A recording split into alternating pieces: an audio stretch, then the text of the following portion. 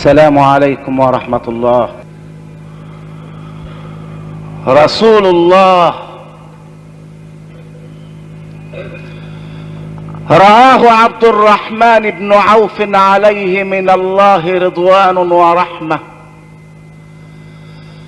رأى سيدنا المصطفى ساجدا وأطال السجود،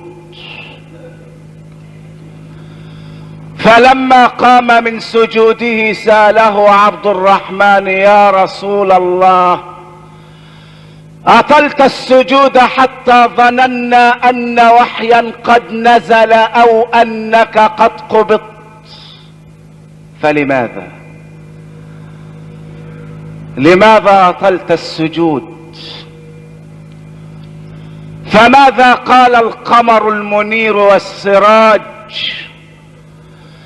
ماذا قال سيد الكائنات؟ قال: يا عبد الرحمن، إن جبريل أتاني وقال لي: يا رسول الله، السلام يقرئك السلام ويقول لك: من صلى عليك صليت عليه، ومن سلم عليك سلمت عليه، فسجدت شكرا لله رب العالمين.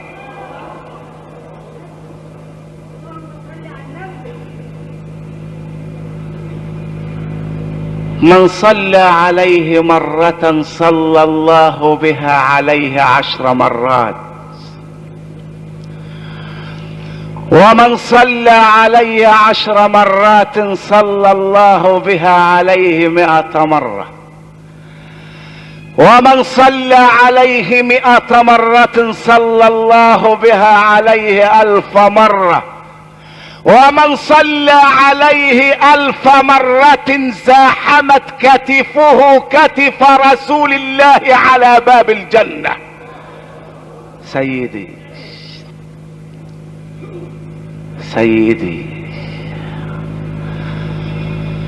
يا رسول الله،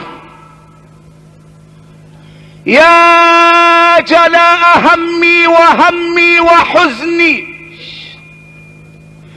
يا من بلغت الرسالة وأديت الأمانة ونصحت الأمة وكشفت الغمة ومحوت الظلمة وجاهدت في الله حق جهاده حتى أتاك اليقين. صلى عليك الله يا علم الهدى، ما هبت النسائم وما لاحت على الأيك الحمائم. أما بعد، فيا حماة الإسلام وحراس العقيدة،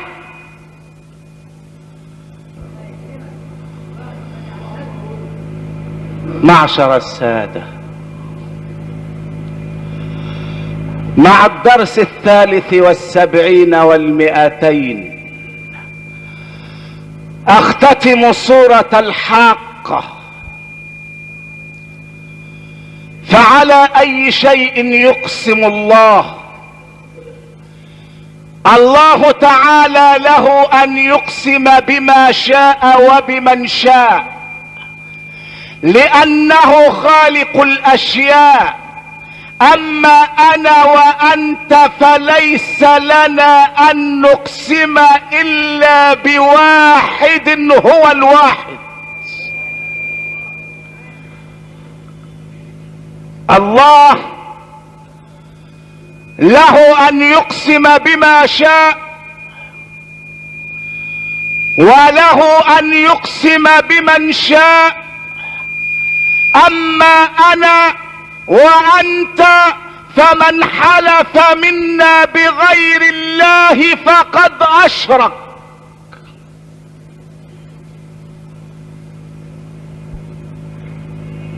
ولقد قال الإمام ابن عباس: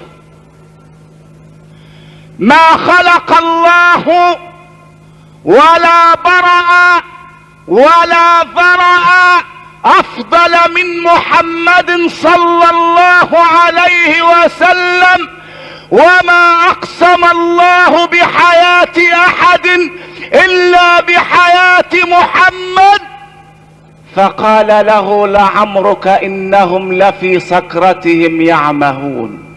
لعمرك أي حياتك قسمي، الله يقسم بحياة سيدنا محمد، ومع ذلك فليس لنا أن نقسم إلا بالله وحده. والقسم له 3 أركان. حرف القسم والمقسم به وجواب القسم. ولا يجوز لإنسان أن يقسم إلا ب3 شروط. الشرط الأول أن يكون هناك ضرورة تدعو إلى القسم. قال تعالى: ولا تجعلوا الله عرضة لأيمانكم أن تبروا وتتقوا وتصلحوا بين الناس. الشرط الثاني: إذا أقسم الإنسان فلا يقسم إلا بالله. الشرط الثالث: إذا أقسم وجب أن يكون صادقا، وإلا فمن حلف بالله كاذبا اهتز عرش الرحمن غضبا.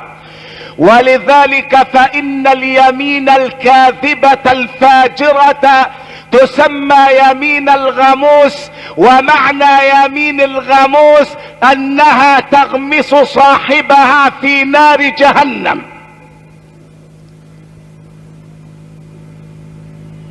الله. أما يمين الطلاق، ومن حلف بيمين الطلاق سواء كان كاذبا أو صادقا، فإن الرسول عليه الصلاة والسلام يقول: ملعون من حلف بالطلاق أو حلف به. وإن الحبيب المصطفى عليه الصلاة والسلام يقول: تزوجوا ولا تطلقوا فإن الطلاق يهتز له عرش الرحمن. ولست أدري. ولماذا لست أدري؟ لست أدري كيف يجرؤ إنسان كائنا من كان أن يقسم بالله كاذبا. لست أدري كيف يجرؤ أي مخلوق أن يعرض لفظ الله ولفظ الجلالة للكذب، مع أنك لو حلفت بأبيه يقول لك: لا تحلف بأبي كاذبا، وهو يحلف بخالق الكائنات كاذبا. لست أدري. إن هذا اللفظ الكريم تهتز له السماوات العلى. ألم أقل لكم من قبل إذا أراد الله أن ينزل غضبه على دولة سلط عليها الجيش فحكمها؟ ألم أقل لكم ذلك؟ وهل دمرت مصر اقتصاديا وأخلاقيا واجتماعيا إلا عندما ظهر فيها رجل يقول: أنا الذي خلقت فيكم العزة والكرامة، ويعلم الله أنك يا جمال أنت الذي قتلت فينا العزة والكرامة، ويوم مت لم يكن على أرضنا رجل يقول لا إله إلا الله، إنما قالوا لا إله إلا الله عبد الناصر حبيب الله. الموظفون علقوا هذه اليافطات على مكاتبهم، وقيل لأحدهم: تقول عبد الناصر حبيب الله، مع أن هذه الكلمة لا تقال إلا لرسول الله. فقال بالحرف الواحد أن عبد الناصر عندي أفضل من رسول الله، وناقشه إخوانه فقال: إن رسول الله هرب من المشركين في مكة، وعبد الناصر وقف أمام الإنجليز ولم يبال بهم، هكذا ضللونا. ألم أقل لكم من قبل إذا أراد الله أن ينزل غضبه على دولة سلط عليها الجيش فحكمها؟